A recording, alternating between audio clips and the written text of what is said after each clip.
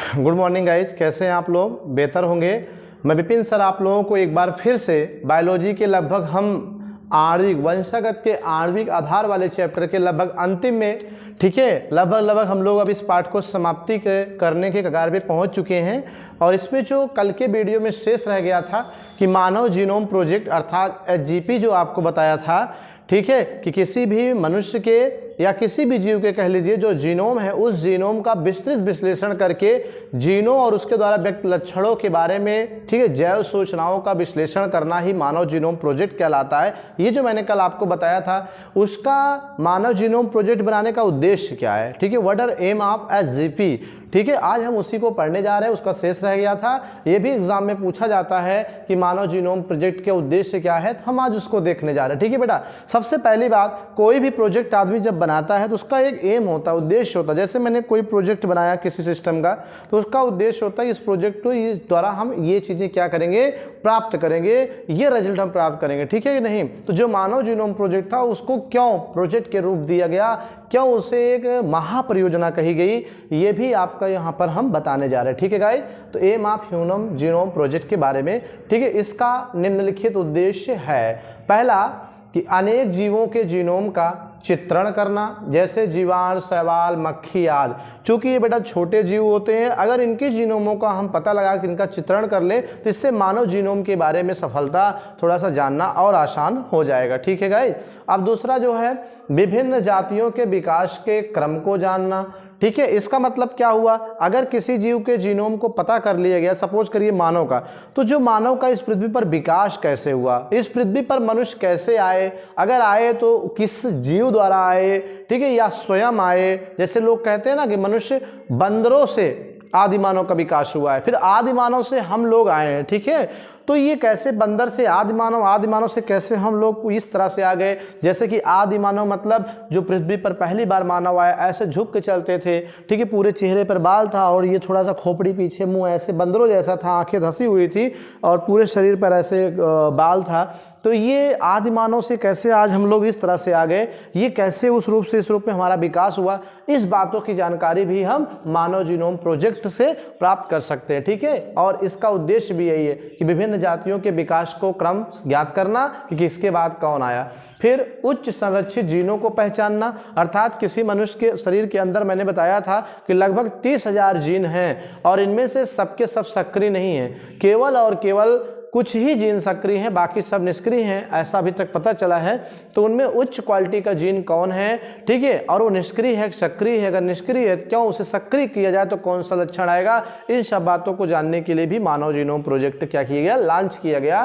फिर गुणसूत्रों में स्थित जीनों के क्रम को पता लगाना और उनकी संरचना व कार्य को जानना। ठीक है, तो मानव जीनोम प्रोजेक्ट बनाने का एक ये भी उद्देश्य है कि किसी भी जीव या मानव के जो गुणसूत्र है, उस गुणसूत्र में कौन से गुणसूत्र में कितने जीन हैं, और अगर जीन है तो उनकी संरचना कैसी, उनके कार्य क्या है, इन सब बातों को जानने के लिए भी मानव जीनोम प्रोजेक्ट का लॉन्च किया गया। ठीक है, फिर असाध्य रोगों को ठीक करना। ठीक है गाइस, क्या असाध्य रोगों को ठीक करना मतलब आपको पता है जैसे कैंसर हो गया, ठीक है ना, एड्स हो गया, असाध्य रोग जिनको साधा ना जा सके, अर्थात जिनका कोई इलाज ना हो, ठीक है, मेडिकल फील्ड में, मेडिकल इंडस्ट्री में जिसका कोई ट्रीटमेंट नहीं होता, ऐसे रोगों को असाध्य रोग कहते हैं।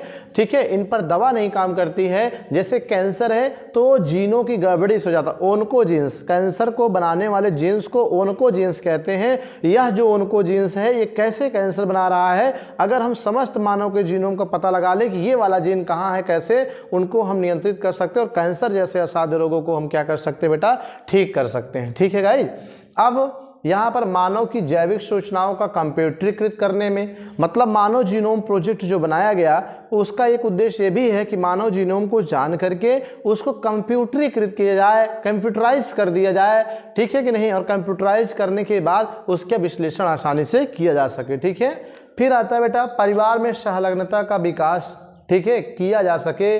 ठीक है, संलग्नता का विकास किया जा सके या संलग्नता के विकास को जाना जा सके, ठीक है कि नहीं। किसी भी परिवार में जो संलग्नता है, संलग्नता मैंने बढ़ा रखा है पिछले वीडियो में गाइस, सह माने साथ, संलग्न माने लगा रहे, अर्थात किसी गुणसूत्र पर जीन अर्धसूत्रीय विभाजन के समय भी अपने स्थान पर बना रहे तो उसे संलग्नता कहते हैं, ठीक है, लिंकेज कहते हैं। तो इसको जानने के लिए भी इसका जीनोम प्रोजेक्ट बनाया गया। और एट लास्ट जो आपका उद्देश्य है कि सामाजिक, ठीक है, विधिक मतलब कानूनी तौर पे, औषधिक मतलब दवाइयों का, जाति कठिनाइयों का समाधान, ठीक है, व्यक्तिगत जीनोम की सूचना के अनुसार प्राप्त कराने के लिए कानून बनाना। समझ में आ, जैसे लोग कहते हैं ना कुछ दवा, ये दवा आपके शरीर में काम नहीं कर रही है, अब वही दवा किसी के शरीर में जाकर रोग को ठीक कर दिया, तो वो दवा मेरे अंदर क्यों काम नहीं कर रही। ये जो प्रॉब्लम जो है, इन प्रॉब्लम्स को सॉल्व करके, ठीक है, उसका निराकरण करने में भी मानव जीनोम का क्या है, मानव जीनोम प्रोजेक्ट का उद्देश्य है, ठीक है। और इससे संबंधित जो एक कानून, एक नियम बनाया जाना चाहिए, उसको भी क्या किया जाए, भविष्य में नियम कानून बनाया जा सके, इन सब पर ये भी जीनोम का क्या है, एक उद्देश्य है गाइस। तो ये रहे some importance um of human genome, जो कि very important question, very important point of for your examination. So guys please note them and next, ठीक है, नोट करें, हम आगे चलते हैं। तो गाइस नोट कर लिया होगा। अभी मानव जीनोम प्रोजेक्ट से संबंधित एक और हेडिंग पढ़ेंगे हम लोग, मानव जीनोम प्रोजेक्ट की उपयोगिता क्या है, ठीक है, अर्थात जो ये प्रोजेक्ट लॉन्च किया गया है, ठीक है, इसका उपयोग, अगर ये प्रोजेक्ट पूरा हो जाए तो इसका प्रयोग कहाँ कहाँ कर पाएंगे, ठीक है। तो application of human genome project, तो मैंने यहाँ पे लिखा बेटा, इसकी उपयोगिता निम्नलिखित है। पहली चीज, अगर SGP मानव जीनोम प्रोजेक्ट कंप्लीट होता है तो इसका पहला जो उपयोग है कि मानव या मानव समूह की आनुवांशिक वंशावली को निर्धारित करने में, आनुवांशिक वंशावली का मतलब कि मानव किसका वंश है, मनुष्य किसका वंश है, किससे उत्पन्न हुआ है, ठीक है, वो चीज कंफर्म हो जाएगी। दूसरा, रोग उत्पन्न करने वाले न्यूक्लियोटाइड का पता लगाने में, मतलब किसी बॉडी में अगर रोग उत्पन्न हो रहा है, ठीक है कि नहीं, तो रोग उत्पन्न करने वाले न्यूक्लियोटाइड का क्रम क्या है, किस क्रम की गड़बड़ी या किस क्रम में की वजह से क्या है कोई रोग उत्पन्न होता है, ये भी हम क्या करेंगे, मानव जीनोम प्रोजेक्ट अगर कंप्लीट होता है तो उसकी सहायता से हम इसका पता लगा लेंगे, ठीक है गाइस। फिर है आनुवांशिक रोगों की पहचान करने में, ठीक है, जैसे हीमोफीलिया, एल्केप्टोन्यूरिया एंड ETC। तो आनुवांशिक रोगों की पहचान करने का मतलब कि जैसे किसी व्यक्ति में कोई रोग है तो क्या वो आनुवांशिक रोग है या एक कॉमन रोग है, ठीक है, जिसका इलाज संभव नहीं है, तो उसकी पहचान करने में भी ह्यूमन जीनोम प्रोजेक्ट क्या करेगा, हेल्प करेगा गाइस, सहायता करेगा। और इसकी वजह से, जैसे हीमोफीलिया हमने आपको बताया था, हीमोफीलिया का मतलब जताया था जब किसी व्यक्ति में क्या होता है, कहीं कट जाता है, खून का बहना बंद नहीं होता, ठीक है, और खून का बहना नहीं बंद होता है तो इसे हम क्या कहते हैं, हीमोफीलिया कहते हैं, और यह जन्मजात होता है, ठीक है, इसीलिए तो आनुवांशिक रोग कह रहे हैं। और जैसे एल्केप्टोन्यूरिया, एल्केप्टोन्यूरिया का मतलब होता है गाइस, जैसे कोई व्यक्ति पेशाब करता है, पेशाब जैसे ही आउट ऑफ बॉडी आता है, हवा के संपर्क में आके काला पड़ जाता है, तो समझ लीजिए ऐसे व्यक्ति को एक रोग है, आनुवांशिक रोग है, जन्मजात रोग है, इसे एल्केप्टोन्यूरिया कहते हैं। यही आइडेंटिफिकेशन ऑफ एल्केप्टोन्यूरिया डिजीज है कि यूरिन का रंग हवा के संपर्क में आते ही काला पड़ जाता है, ठीक है। तो ये ऐसे रोगों की पहचान भी हम ह्यूमन जीनोम प्रोजेक्ट की सहायता से कर सकते हैं। फिर आता है DNA fingerprinting, that's important topic, अभी हम आगे डिटेल बताएंगे DNA फिंगरप्रिंटिंग का, कि DNA फिंगरप्रिंटिंग का उपयोग करके अपराधी की पहचान करने में, अगर समस्त जीनोमों का पता लगा कि ये प्रोजेक्ट जैसे मतलब पूरा हो जाए, कंप्लीट हो जाता है, तो इस प्रोजेक्ट की सहायता से DNA फिंगरप्रिंटिंग का उपयोग करके अपराधी की पहचान हम आसानी से कर सकते हैं, और इस समय ये DNA फिंगरप्रिंटिंग तकनीक का उपयोग किया भी जाता है, ठीक है।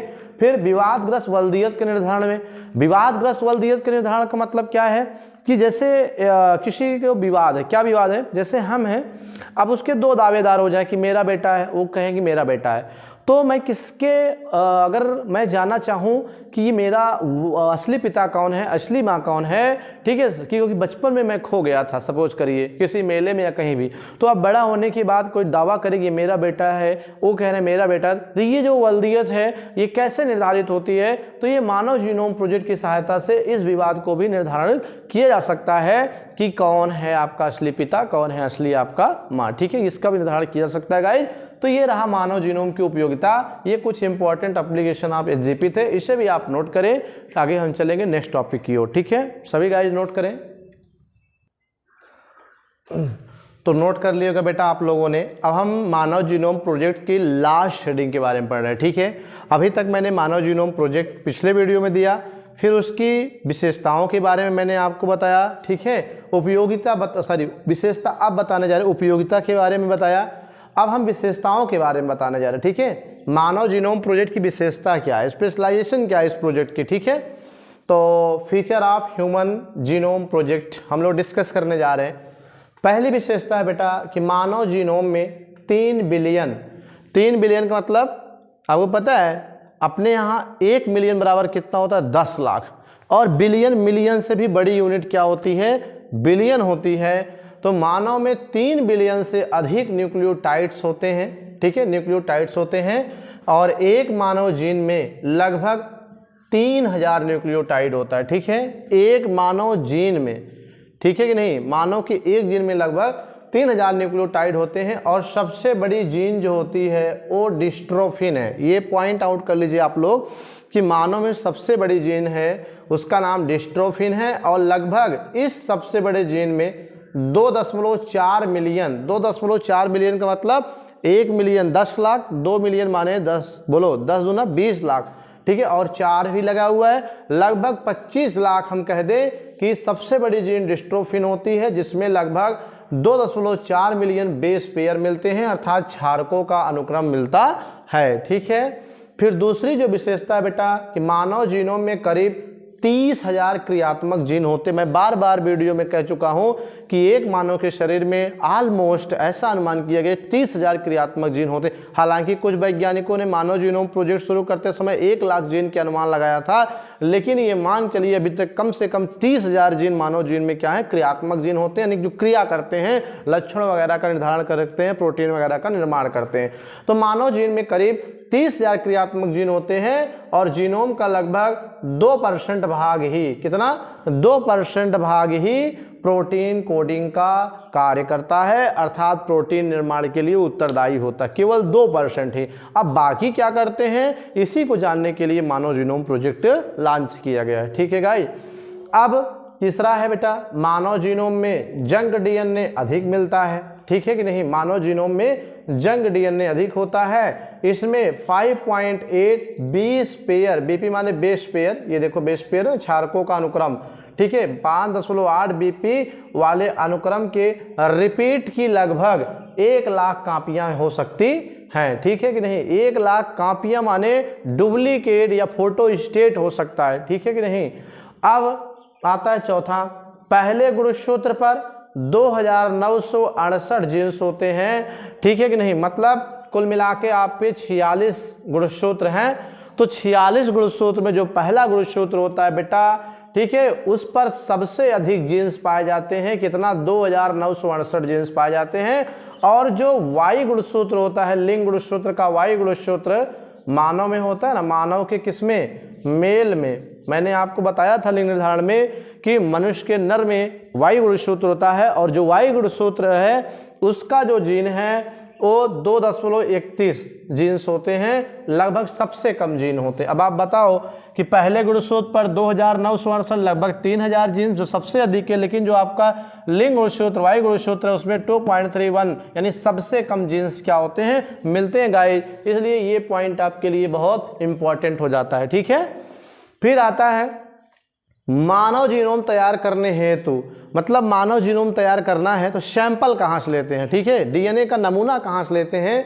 तो मानव जीनोम तैयार करने हेतु WBC अर्थात व्हाइट ब्लड कार्बोसिल श्वेत रुधिर कणिका से अथवा मस्तिष्क के ऊतकों से डीएनए लिया जाता है, मस्तिष्क के ऊतकों से डीएनए लिया जाता है, ठीक है कि नहीं। कहाँ से लेता है, 1 नंबर का क्वेश्चन पूछ सकता है कि मानव जीनोम प्रोजेक्ट को डिसाइड करने के लिए ऊतकों के डीएनए कहाँ से प्राप्त किया जाता है। तो आप याद रखिए विकल्प में WBC या मस्तिष्क हो सकता है, तो ये आपका आंसर होना चाहिए, ठीक है। और गाइस जो छठवां है कि प्राप्त जीन्स में कंप्यूटर द्वारा न्यूक्लियोटाइड के अनुक्रम का विश्लेषण करते हैं, ठीक है। मानव जीनोम प्रोजेक्ट की एक ये भी विशेषता है कि जो मानव में प्राप्त जीन्स हैं उसका कंप्यूटर द्वारा उस जीन में न्यूक्लियोटाइड के क्रम का विश्लेषण किया जाता है। यह भी क्या है, मानव जीनोम प्रोजेक्ट की अपनी एक विशेषता है, स्पेशलाइजेशन होती है, ठीक है गाइज।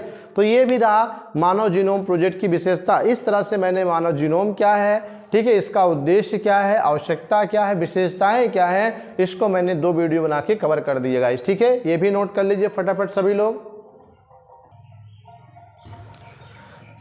तो गाइस अब हम चलते हैं नेक्स्ट हेडिंग की और इस वीडियो की लास्ट हेडिंग और इस पार्ट की भी लास्ट हेडिंग। ठीक है, वंशागत का आणविक आधार का जो लास्ट हेडिंग है, लास्ट टॉपिक है, वो उस पर चर्चा करेंगे। ठीक है, जो very important question for your exam, ये परीक्षा की दृष्टि से बहुत ही इंपॉर्टेंट है और जनरल नॉलेज के लिए भी बहुत इंपॉर्टेंट है। ठीक है, इसलिए मैंने ऑक्स निशान लगा दिया है स्टार का, जो कि इंपॉर्टेंट, जिस क्वेश्चन पर स्टार लग जाएगा उसको कायदे से पढ़िए, अच्छे से पढ़िए, बार बार पढ़िए।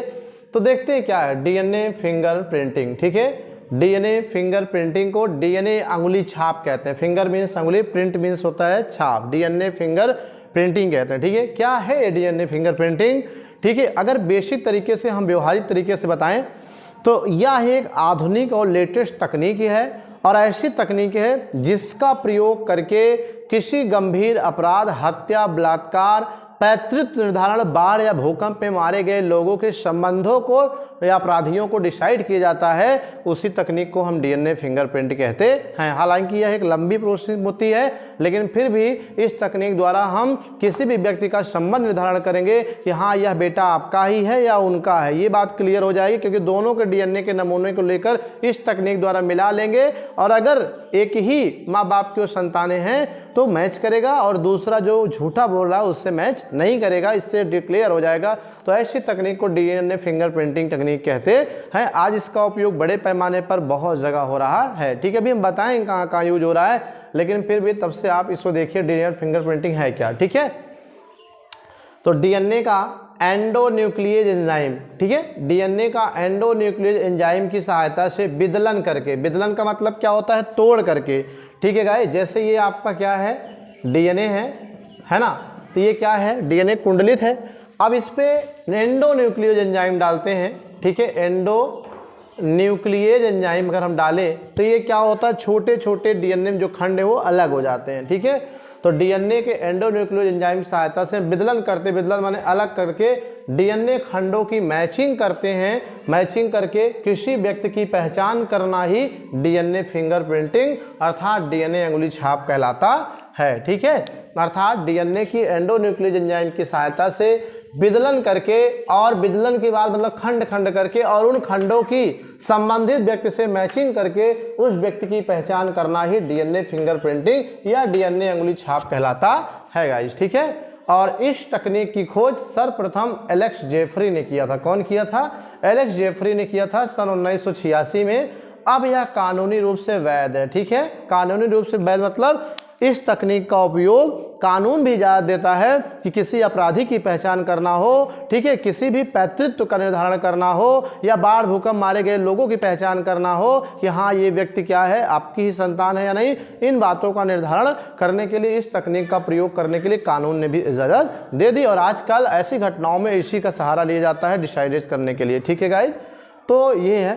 फिर एक इम्पॉर्टेंट स्टार वाला पॉइंट कि बेटा आज आप जान लो प्रत्येक जीव की जो डीएनए संरचना है और जो उसका लक्षण आनुवंशिकता है वो विशिष्ट होती है और अन्य जीवों से भिन्न होती है। ठीक है, इसका मतलब कि दुनिया में ऐसा कोई व्यक्ति नहीं है जिसका डीएनए किसी से मैच कर जाए। ठीक है, अगर मैच करना है तो अपनी जनरेशन अपने माता पिता संतानों से ही मैच करेगी, किसी और से। जैसे आप वीडियो देख रहे हैं, आपका डीएनए मुझसे कभी नहीं मैच होगा। इसीलिए दुनिया में हर इंसान एक दूसरे से अलग होता है, रंग रूप, आकाई, लंबाई, चौड़ाई, आकार, बनावट में क्या होता है, भिन्न होता है। अब आप सोचिए इंडिया में ही लगभग 125 करोड़ लोग हैं, लगभग अभी जब जनसंख्या गणना होगी 150 करोड़ होगा। क्या इतने लोगों में कोई एक दूसरे से मैच करता है? यहाँ तक कि भाई चेहरे, आकार, रंग रूप में थोड़ा बहुत भिन्न हो जाता है। क्यों? क्योंकि दुनिया का डीएनए कभी एक दूसरे से मैच नहीं करता है। हर व्यक्ति का अपना डीएनए एक विशिष्ट है और उसका आनुवंशिक लक्षण भी क्या है, स्पेशल है, इसलिए एक दूसरे से मैच नहीं करता है। तो इसलिए उसका डीएनए हमारा डीएनए नहीं मैच करेगा। तो इसका मतलब क्या हुआ कि इस तकनीक की सहायता से हमें पता लगा लेंगे कि ये घटना का अंजाम कौन दिया। ठीक है, अब आता है विधि, मतलब डीएनए फिंगरप्रिंटिंग द्वारा जब व्यक्ति की पहचान करते हैं कौन कौन सी विधियां अपनाते हैं, कौन कौन से स्टेप। पहला स्टेप कि डीएनए को पृथक करना। कहाँ से? शुक्राणु से, रक्त से, बाल की जड़ या कंकाल से डीएनए को क्या करते हैं बेटा, ले लेते हैं। ठीक है, फिर दूसरा मतलब जैसे किसी चीज़ की जांच करने पहले सैंपल लेते हैं ना, तो सैंपल लेंगे तो फिर उसकी सैंपल की जांच कहाँ से करेंगे? शुक्राणु स्पर्म, रक्त या बाल या कंकाल से डीएनए को हम क्या करते हैं, अलग कर लेते हैं। फिर उस डीएनए को एंडोन्यूक्लियस एंजाइम डालकर उसे छोटे छोटे टुकड़ों में काट देते हैं, खंड कर देते हैं। यहाँ मैंने लिखा प्रतिबंधन एंडोन्यूक्लियस एंजाइम के द्वारा डीएनए को काटते हैं। यहाँ बेटा इसे डीएनए की कैंची कहते हैं। क्या कहते हैं? डीएनए की कैंची, क्योंकि जो काटे उसे कैंची कहते हैं। डीएनए को काटने या तोड़ने के लिए प्रतिबंधन एंडोन्यूक्लियस एंजाइम का प्रयोग किया जाता है, इसलिए इसे डीएनए की कैंची भी कहते हैं। दैट्स इंपॉर्टेंट पॉइंट, डीएनए की कैंची कहते हैं। ठीक है, फिर उसे क्या करते हैं, जेल वैद्युत कण संचलन विधि पर क्या करते हैं, इन डीएनए के खंडों को डालते हैं, जिससे डीएनए खंड क्या होते हैं, अलग हो जाते हैं। फिर प्रोब का VANTRS से साथ जोड़ करके उसकी क्या करते हैं, फिंगरप्रिंट कर लेते हैं, अर्थात उसकी प्रिंट बना लेते हैं और बना के मैच कर लेते हैं कि हाँ वास्तव में ये व्यक्ति आपकी संतान है कि नहीं, या यही व्यक्ति अपराधी है कि नहीं, या बाढ़ में मारा गया व्यक्ति आपका संतान है कि नहीं है। इस तरह से हम क्या करते हैं, इसका डिसाइडेशन कर लेते हैं। ठीक है, दिमाग में यही याद रखो कि यह एक लेटेस्ट आधुनिक तकनीक है जिसकी सहायता से, ठीक है, डीएनए खंडों को लेकर के या डीएनए की सहायता से क्या करते हैं, व्यक्ति की पहचान करते हैं। ठीक है, उसी को डीएनए फिंगरप्रिंट कहते हैं। और इस प्रिंटिंग में कौन कौन से स्टेप अपनाए जाते हैं मैंने ये बताया। अब इसका उपयोग कहाँ करते हैं ये भी मैं आपको बताने चल रहा हूँ, तब तक इसे सभी गाइस नोट कर लें।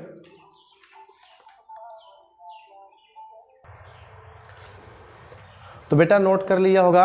अब हम सीधा सीधा बोल रहे हैं कि डीएनए फिंगरप्रिंटिंग का उपयोग या महत्व क्या है। ठीक है, इंपॉर्टेंस क्या है, एप्लीकेशन क्या है, इस फिंगरप्रिंटिंग तकनीक का महत्व क्या है, उपयोग कहाँ किया जाता है, ये हम देखेंगे। तो यहाँ पर इस प्रिंट का उपयोग या इस तकनीक का उपयोग निम्नलिखित क्षेत्रों में प्रमुख रूप से किया जाता है। ठीक है, कहाँ किया जाता है, निम्नलिखित क्षेत्रों में प्रमुख रूप से किया जाता है। पहला, पैतृत्व निर्धारण में। ठीक है, पैतृत्व निर्धारण करने में डीएनए फिंगरप्रिंटिंग का उपयोग किया जाता है। ठीक है कि नहीं। पैतृत्व निर्धारण का मतलब क्या होता है ये भी समझ लीजिए। जैसे मान लीजिए ए कोई लड़का है, ठीक है, ये क्या है, कोई लड़का है और ये बचपन में क्या होता है, किसी मेले में मिस हो जाता है, मेले में क्या हो जाता है, खो जाता है, और बी नामक व्यक्ति को ये क्या हो गया, बोलो, मिला। तो बी ने इसे क्या किया, पाला पोसा और ये बड़ा हुआ। ठीक है, और एक सी नामक व्यक्ति ने, ठीक है, इसको दावा कर दिया कि ये मेरा लड़का है। ठीक है कि नहीं। सी लड़के ने क्या किया, दावा कर दिया कि मेरा लड़का है। ठीक है कि नहीं। अब इनको तो पता है कि मुझे मेले मिला, लेकिन कैसे क्लियर हो कि सी के ही लड़के हैं, ये सी की ही संतान, क्योंकि बच्चा छोटा था, वो इसको पहचान नहीं पा रहा सी को। ठीक है कि नहीं। अब दोनों में विवाद हो सकता है, इनमें और इनमें विवाद हो सकता है। अब ये कह रहे हैं मेरा है, ये कह रहे हैं मेरा है। ठीक है कि नहीं। तो अब इस बात के झगड़े को FIR करके बाकायदे न्यायालय में पेश किया जाएगा और न्यायालय का आदेश होगा कि लड़के का डीएनए नमूना लीजिए। लड़के का डीएनए नमूना ले, कहाँ से, रक्त से, बाल की जड़ से या स्पर्म से डीएनए को लेंगे और ले करके बी के डीएनए और सी के डीएनए तीनों के, इसके और इसके, इसका डीएनए इससे भी मिलाएंगे और इससे भी मैच कराएंगे। ठीक है, अगर ये इसकी संतान है तो इसका डीएनए से मैच करेगा, अगर ये भले पाला पोसा लेकिन इसकी संतान है तो इससे कभी मैच नहीं करेगा, क्योंकि दुनिया में किसी डिफरेंट व्यक्ति का डीएनए मैच नहीं करता है। और डीएनए फिंगरप्रिंटिंग तकनीक का उपयोग करने पता चला कि ए का डीएनए सी से मैच कर रहा है, यानी ए का सी जैविक पिता है। जैविक पिता मतलब इसने इसको पैदा किया है, और ये क्या है, ये तो पाला पोसा है।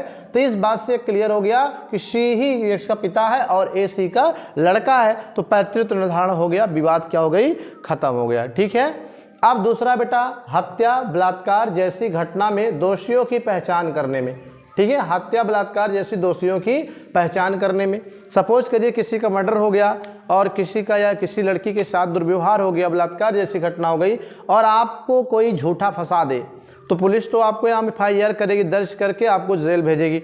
लेकिन वहाँ पर क्या होता है कि बलात्कार करते समय, ठीक है, मानव का जो शुक्राणु है वो स्त्री के जननांगों में रहता है। ठीक है, 48 से 78 घंटे तक क्या होता है, बोलिए, सक्रिय रहता है। तो एक स्लाइड के माध्यम से क्या करते हैं, उसको वहाँ पर उस द्रव को निकाल करके आपके शुक्राणु को लेकर दोनों मैच कराएंगे। अगर आपने बलात्कार किया है तो आपका शुक्राणु उसकी योनि में रहेगा, उसको दोनों को मैच कराएंगे, और मैच करके इसका मतलब अपराधी बलात्कार आपने किया है। अगर आपने नहीं किया है तो ये भी क्लियर हो जाएगा कि आप दोषी नहीं है, दोषी कोई और होगा गाइस। ठीक है, तो हत्या बलात्कार जैसी घटनाओं में भी दोषियों की पहचान इस फिंगरप्रिंट तकनीक से किया जाता है। ठीक है, फिर आता है बाढ़ भूकंप में मारे गए लोगों की पहचान करने में भी इसका प्रयोग करते हैं। कैसे, जैसे सपोज करिए कि कोई व्यक्ति दर्शन करने गया है, उत्तराखंड में भी बाढ़ आई थी 4-6 साल पहले, आपने देखा बहुत सारे लोग मर गए, तो वहाँ पर बाढ़ भूकंप आ गया, लोग दब गए, मर गए, सड़ गए।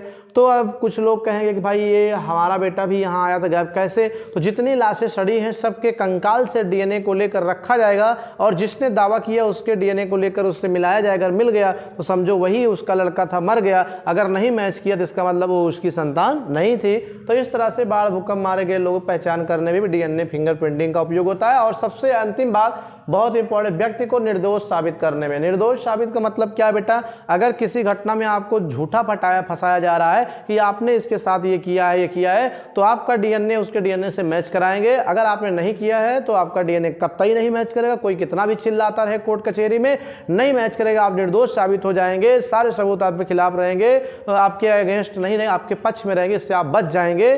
ठीक है कि नहीं? यहाँ भी इस प्रिंट का उपयोग किया जाता है। सपोज करिए अगर ये डीएनए फिंगरप्रिंटिंग तकनीक ना होती और 4 लोग, ठीक है, आपके बारे में झूठी गवाही दे देते तो आप जेल चले जाते, लेकिन आज ऐसी तकनीक आने की वजह से आप बच जाते। ठीक है, तो ये रहा बेटा डीएनए फिंगरप्रिंटिंग का उपयोग और महत्व। तो इस तरह से बेटा आज का ये चैप्टर खत्म हो गया। पूरा चैप्टर इसी के साथ खत्म होता है। आनुवांशिकता का आणविक आधार जो चैप्टर 5वां था ये पूर्ण रूप से खत्म हो गया।